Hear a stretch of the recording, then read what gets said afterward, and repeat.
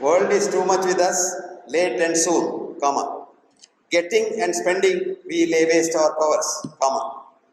Little do we see in nature that is ours. This line is very important. Little do we see in nature that is ours. Naturopathy comes from nature and that is yours. Did you understand that? You know, you go to Delhi, whom do the people talk about? Trihans and this ones and that ones because there are tons of money. It is money that makes you speak about them, not what they do. That's a different thing. If you really go and find out what they do, it is horrible inside. But they have made money, tons of money. They are big people, you know. Whoever talks about big money only. How they make money, nobody tries to find out. Ever since money came to this existence in this world, mankind is suffering. Did you know that? 1802, the first industry started in England. And this poet, romantic British poet called William Wordsworth. Have you heard of William Wordsworth? Oh, good. He wrote a poem. Have you heard that poem? That's called The World is Too Much With Us. Anyone heard of the poem? The World is Too Much With Us. He wrote it in 1802. I'll give you 4 lines. It's a fascinating poem. Go back and read the rest of the lines. He said, world is too much with us, late and soon, comma.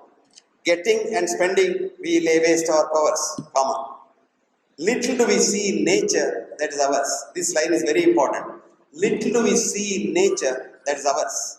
Naturopathy comes from nature and that is yours. Did you understand that?